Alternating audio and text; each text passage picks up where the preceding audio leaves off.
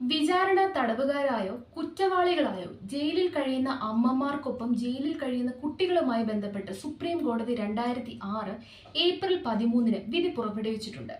കുട്ടികൾ നിർബന്ധപൂർവമാണ് ജയിൽവാസത്തിലേക്ക് എത്തുന്നതെന്നാണ് സുപ്രീം കോടതി ചൂണ്ടിക്കാട്ടുന്നത്.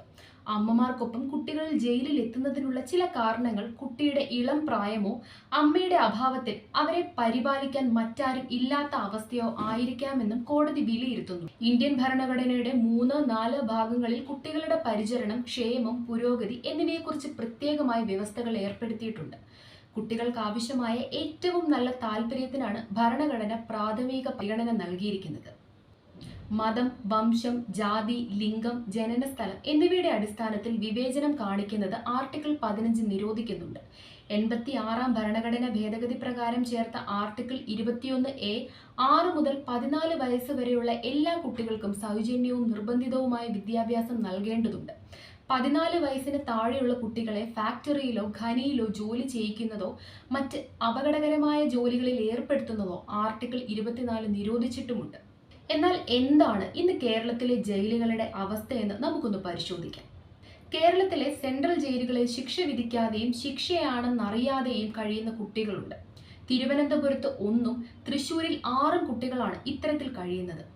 അമ്മമാർക്ക് കോടതി ശിക്ഷ വിധിച്ചപ്പോൾ അതിനൊപ്പം ശിക്ഷിക്കപ്പെടാതെ ഇളം പ്രായത്തിൽ തന്നെ ജയിലറകളിൽ കഴിയുന്നവരാണിവർ. 6 വയസ്സിന് താഴെയുള്ള കുട്ടികളാണ് ഇത്തരത്തിൽ കേരളത്തിലെ ജയിലുകളിലുള്ളത്. മാലമോഷണം, ചീറ്റിംഗ് തുടങ്ങിയ കുറ്റങ്ങൾക്കാണ് ഈ കുട്ടികളുടെ അമ്മമാരെ കോടതി ശിക്ഷിച്ചിട്ടുള്ളത്. 2025 ജൂൺ 30 വരെയുള്ള കണക്കാണ് 7 എന്നത്. ഇതിൽ ഒരു കുട്ടിയെ ജയിലിൽ തന്നെയാണ് പ്രസവിച്ചത് എന്ന് പ്രത്യേകം എടുത്തു പറയേണ്ടത് ഒരു കാര്യമാണ്. ഒരു കുറ്റവും ചെയ്യാതെ ജയിലിനുള്ളിൽ പെറ്റുവീണ ആ കുഞ്ഞിനോട് എന്ത് ന്യായമാണ് ഈ സമൂഹത്തിന് പറയാൻ കഴിയുക? കേരളത്തിലെ 3 സെൻട്രൽ ജയിലുകളിലും ഒരു തുറന്ന ജയിലിലും മറ്റ് സബ് ജയിലുകളിലുമായി ആകെ പാർപ്പിക്കാവുന്ന തടവ് പുള്ളികളുടെ എണ്ണം 8000-ആണ്. എന്നാൽ ഇപ്പോൾ 12000 പേർ ജയിലിൽ കഴിയുന്നുണ്ട്. 8000-നുള്ള സൗകര്യം 12000 പേർ ഉപയോഗിക്കുമ്പോൾ അതുണ്ടാക്കുന്ന അവസ്ഥ ചിന്തിക്കാവുന്നതാണല്ലോ. പൂജപ്പുരയിലെ woman open prison, Attakulangara, Viyyur, Kannur എന്നിവിടങ്ങളിലെ woman prison and correctional home എന്നിവിടങ്ങളിലാണ് വനിതാ തടവുകാരെ താമസിപ്പിക്കുന്നത്. ഇതുകൂടാതെ എറണാകുളം, ആലപ്പുഴ, കോട്ടയം, തൊടുപുഴ, മഞ്ചേരി എന്നിവിടങ്ങളിലെ സബ് ജയിലിൽ വനിതാ ബ്ലോക്കിലും വനിതാ തടവുകാരുണ്ട്. കേരളത്തിലെ ആകെ 12000 തടവുകാരിൽ 300 പേർ മാത്രമാണ് വനിതകൾ. ആപേക്ഷികമായി നോക്കുമ്പോൾ എണ്ണം കുറവാണ്. അമ്മമാരിൽ ചിലരോടൊപ്പമെങ്കിലും കുട്ടികളും ജയിലിൽ എത്തുന്നത് സ്വാഭാവികമായും സങ്കടകരമായ കാഴ്ചയാണ്. ശിക്ഷാ തടവുകാരും റിമാൻഡ് പ്രതികളും ഉൾപ്പെടെയുള്ളവരാണ് വനിതാ തടവുകാർ. കുട്ടികൾക്ക് വേണ്ടിയുള്ള ഭരണഘടനാ വ്യവസ്ഥകൾക്ക് പുറമെ കുട്ടികളെ സംബന്ധിച്ച വിഷയങ്ങളിൽ നിരവധി നിയമങ്ങൾ വേറെയുമുണ്ട്. ഗാർഡിയൻ ആൻഡ് വാർഡ്സ് ആക്ട് 1980, ബാലവിവാഹ നിയന്ത്രണ നിയമം 1929, ഫാക്ടറി നിയമം, ഹിന്ദു ദത്തെടുക്കൽ പരിപാലന നിയമം, കുറ്റവാളികളുടെ പ്രൊബേഷൻ നിയമം, അനാഥാലയങ്ങളും മറ്റ് ചാരിറ്റബിൾ ഹോമുകളുടെയും നിയമം, ബാലവേല നിയമം, ജുവനൈൽ ജസ്റ്റിസ് നിയമം, പ്രസവപൂർവ്വ രോഗനിർണയ സാങ്കേതിക വിദ്യാ നിയമം തുടങ്ങിയവയാണ് അതിൽ ചിലത്. 1992 ഇന്ത്യ അംഗീകരിച്ച കുട്ടികളുടെ അവകാശങ്ങളെക്കുറിച്ച് കൺവെൻഷന്റെ വ്യവസ്ഥകൾ പാലിക്കുന്നതിനായി 1986 ബാലനീതി നിയമത്തിന് പകരമായി 2000 ബാലനീതി നിയമം നിലവിൽ വന്നു. ഇവയ്ക്ക് പുറമെ കുട്ടികൾക്കായുള്ള ദേശീയ നയം 1974 ഓഗസ്റ്റ് 22 അംഗീകരിച്ചു. ഈ നയം മറ്റ് കാര്യങ്ങൾക്കൊപ്പം ജനനത്തിന് മുൻപും ശേഷവും വളർച്ചാഘട്ടങ്ങളിലും കുട്ടികളുടെ പൂർണ്ണമായ ശാരീരിക, മാനസിക, സാമൂഹിക വികസനത്തിനായി മതിയായ സേവനങ്ങൾക്ക് നൽകണമെന്നാണ് വ്യവസ്ഥ ചെയ്യുന്നത്. സമഗ്രമായ ആരോഗ്യ പരിപാടി, അമ്മമാർക്കും കുട്ടികൾക്കും പൂരക പോഷകാഹാരം, വിദ്യാഭ്യാസത്തിന്റെയും വിനോദ പ്രവർത്തനങ്ങളുടെയും പ്രോത്സാഹനം, ദുർബല വിഭാഗങ്ങളിലെ കുട്ടികൾക്കുള്ള പ്രത്യേക പരിഗണന, കുട്ടികളുടെ ചൂഷണം തടയൽ എന്നിവ നിർദ്ദേശിച്ച നടപടികളിൽ ഉൾപ്പെടുന്നു. കുട്ടികളുടെ അവകാശങ്ങളോടുള്ള പ്രതിബദ്ധത ഊട്ടിയുറപ്പിക്കുന്നതിനായി 1992 ഡിസംബറിൽ ഇന്ത്യ ഐക്യരാഷ്ട്രസഭയുടെ കുട്ടികളുടെ അവകാശങ്ങളെക്കുറിച്ചുള്ള കൺവെൻഷനിൽ അംഗമായി. ആരോഗ്യകരവും സുഖകരവുമായ അന്തരീക്ഷത്തിൽ ഓരോ കുട്ടിക്കും അതിജീവനത്തിന്റെയും വികസനത്തിനും അവകാശം നൽകുക എന്നതാണ് കൺവെൻഷന്റെ ലക്ഷ്യം. 2002 മെയ് മാസത്തിൽ ന്യൂയോർക്കിൽ നടന്ന കുട്ടികൾക്കായുള്ള UN ജനറൽ അസംബ്ലിയുടെ പ്രത്യേക സമ്മേളനത്തിൽ മാനവ വിഭവശേഷി വികസന മന്ത്രിയുടെ നേതൃത്വത്തിൽ പാർലമെന്റ് അംഗങ്ങൾ, NGOകൾ, ഉദ്യോഗസ്ഥർ എന്നിവരുൾപ്പെടെ ഒരു ഇന്ത്യൻ പ്രതിനിധി സംഘം പങ്കെടുത്തു. 1990 നടന്ന ലോക ഉച്ചകോടിയുടെ തുടർച്ചയായിരുന്നു ഇത്. കുട്ടികളുടെ അതിജീവനം, സംരക്ഷണം, വികസനം എന്നിവയെക്കുറിച്ചുള്ള പ്രഖ്യാപനം ഉച്ചകോടി അംഗീകരിക്കുകയും അത് നടപ്പാക്കുന്നതിനുള്ള കർമ്മപദ്ധതി അംഗീകരിക്കുകയും ചെയ്തു. കുട്ടികളുടെ ക്ഷേമത്തിനും ഐശ്വര്യത്തിനുമായി ഇന്ത്യ ഗവൺമെന്റ് വിവിധ പരിപാടികളും പദ്ധതികളും നടപ്പിലാക്കുന്നു. കൂടാതെ ഒരു കുട്ടിയും വിശക്കുന്നവരോ നിരക്ഷരരോ രോഗിയോ ആയി തുടരുന്നില്ലെന്ന് ഉറപ്പാക്കാൻ 2003 കുട്ടികൾക്കായുള്ള ദേശീയ ചാർട്ട് അംഗീകരിച്ചു. പ്രസ്തുത ചാർട്ട് പ്രകാരം രാജ്യത്തിന്റെയും സിവിൽ സമൂഹത്തിന്റെയും കുടുംബങ്ങളുടെയും സംയുക്ത പ്രവർത്തനങ്ങളിലൂടെയും കുട്ടികളുടെ അടിസ്ഥാന ആവശ്യങ്ങൾ നിറവേറ്റുന്നതിലെ അവരുടെ ബാധ്യതയിലൂടെയും കുട്ടികളുടെ മികച്ച താൽപര്യങ്ങൾ സംരക്ഷിക്കപ്പെടണമെന്നാണ് സർക്കാർ ഉറപ്പാക്കുന്നത്. സന്തോഷകരമായ ബാല്യകാലം ആസ്വദിക്കാനുള്ള അവകാശം എല്ലാ കുട്ടികൾക്കും ഉറപ്പുവരുത്തുക. കുട്ടികളുടെ ആരോഗ്യം, വളർച്ച, വികസനം എന്നിവയെ നിഷേധിക്കുന്ന മൂലകാരണങ്ങളെ പരിഹരിക്കുക. സമൂഹത്തെയും രാഷ്ട്രീയത്തെയും ശക്തിപ്പെടുത്തുക എന്നിവയിലൂടെ എല്ലാത്തരം ദുരുപയോഗങ്ങളിൽ നിന്നും കുട്ടികളെ സംരക്ഷിക്കുന്നത് വിശാലമായ സാമൂഹിക പശ്ചാത്തലത്തിൽ സമൂഹത്തിന്റെ മനസാക്ഷിയെ ഉണർത്തുക എന്നീ ലക്ഷ്യത്തോടെയാണ് ദേശീയ ചാർട്ട് പ്രഖ്യാപിച്ചിരിക്കുന്നത്.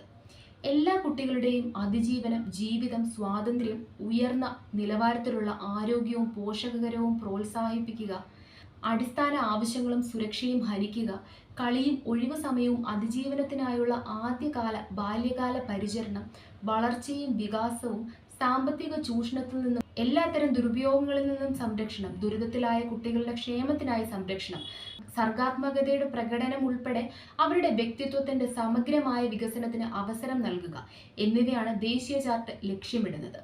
കാര്യങ്ങൾ ഇങ്ങനെയൊക്കെയാണെങ്കിലും കുട്ടികളെ പ്രസവിക്കുന്ന സ്ത്രീ തടവുകാർക്ക് സൗകര്യങ്ങളിലോ പരിഗണനയിലോ മറ്റൊന്നിലും മാറ്റമുണ്ടായതായി റിപ്പോർട്ടിലില്ല. എല്ലാ തടവുകാർക്കും ഒരേ ഭക്ഷണവും ഒരേ സൗകര്യവുമാണ് നൽകുന്നത്. പ്രസവം കഴിഞ്ഞ മക്കളാണെന്നതോ കുഞ്ഞു മക്കളുണ്ടെന്നതോ ഉള്ള പരിഗണനയേയില്ല. മാത്രമല്ല, ജയിലുകളിൽ കുട്ടികൾക്കായി പ്രത്യേക മെഡിക്കൽ സൗകര്യങ്ങളും ലഭ്യമല്ല. മിക്ക മാതൃ തടവുകാരും ജയിലുകളിൽ കഴിയുന്നത് കുട്ടികളുടെ ശാരീരികവും മാനസികവുമായ വികാസത്തെ പ്രതികൂലമായി ബാധിക്കുമെന്ന് കരുതിയവർ തന്നെയായിരുന്നു.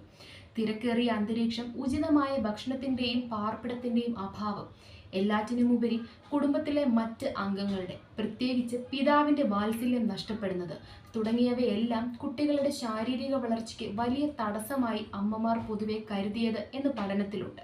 കുട്ടികളുടെ ശരിയായ പരിപാലനത്തിന് അടിയന്തരമായും ആവശ്യമായ 6 മേഖലകൾ ഇത്തരം മാതൃ തടവുകാർ മനസ്സിലാക്കിയിരിക്കുന്നു. അവ ഭക്ഷണം, മെഡിക്കൽ സൗകര്യം, താമസം, വിദ്യാഭ്യാസം, വിനോദം, പതിവ് കുറ്റവാളികളുമായി കുട്ടികൾക്ക് ബന്ധമില്ലാതിരിക്കൽ എന്നിവയായിരുന്നു അവ. ഈ കുട്ടികളെയോ അവരുടെ അമ്മമാരെയോ പരിപാലിക്കുന്നതിനുള്ള പ്രത്യേക ചുമതലകളൊന്നും ജയിൽ ഓഫീസ് വിഭജിച്ച് നൽകുകയോ അനുവദിക്കുകയോ ചെയ്തിരുന്നില്ല. ജയിൽ ജീവനക്കാർക്ക് തങ്ങളുടെ ഭരണപരമായ ജോലികൾ, അച്ചടക്ക പരിപാലനം, സുരക്ഷാ സംബന്ധമായ പ്രവർത്തനങ്ങൾ തുടങ്ങി ദൈനംദിനമായ നിരവധി കടമകൾക്കൊപ്പം തന്നെ കുട്ടികളുടെയും മാതാവിന്റെയും കാര്യങ്ങൾ കൂടി പരിഗണിക്കേണ്ടി വന്നു.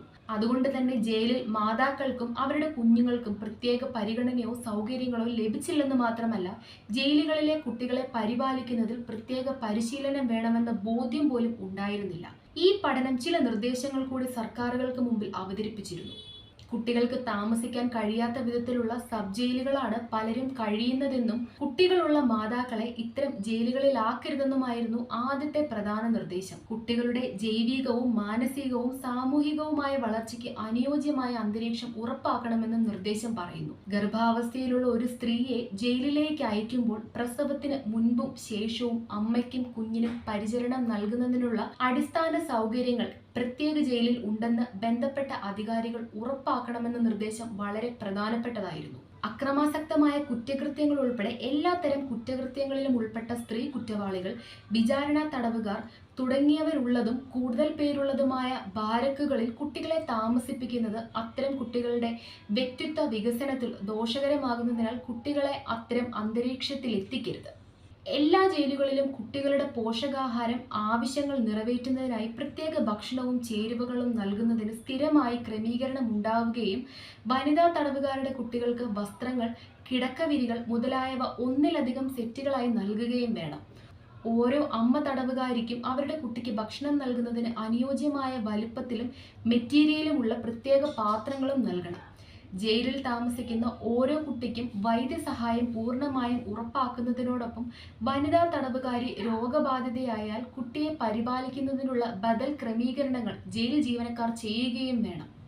വനിതാ തടവുകാരുടെ ഓരോ കുട്ടിക്കും ഔപചാരികവും അനൗപചാരികവുമായ വിദ്യാഭ്യാസം നൽകുന്നതിന് എല്ലാ ജയിലുകളിലും മതിയായ ക്രമീകരണങ്ങൾ ലഭ്യമാക്കണം. വ്യത്യസ്ത പ്രായത്തിലുള്ള കുട്ടികൾക്ക് വൈവിധ്യമാർന്ന വിനോദ പരിപാടികളും സൗകര്യങ്ങളും ലഭ്യമാക്കണം. തടവിലാക്കപ്പെടുന്ന അമ്മയോടൊപ്പം കുട്ടി ജയിലിൽ താമസിക്കുന്നതിനെ പഠന റിപ്പോർട്ട് പിന്തുണയ്ക്കുന്നില്ല എന്ന ശ്രദ്ധേയമായ സംഗതി കൂടി നിർദ്ദേശങ്ങളിലുണ്ട്. കുട്ടികളെ മറ്റെവിടെയെങ്കിലും സുരക്ഷിതമായി പരിപാലിക്കാനുള്ള സാധ്യത പരിരക്ഷിക്കണമെന്നും അവ പരാജയപ്പെട്ടാലുള്ള അവസാന ആശ്രയം മാത്രമായിരിക്കണം ജയിലെന്നും നിർദ്ദേശത്തിൽ പറയുന്നു. ഏറ്റവും കുറഞ്ഞ എണ്ണം കുട്ടികൾ മാത്രമായിരിക്കണം അവരുടെ അമ്മമാരോടൊപ്പം ജയിലിൽ ഉണ്ടാകുന്നതെന്ന് അധികൃതർ ഉറപ്പാക്കേണ്ടതുണ്ട്.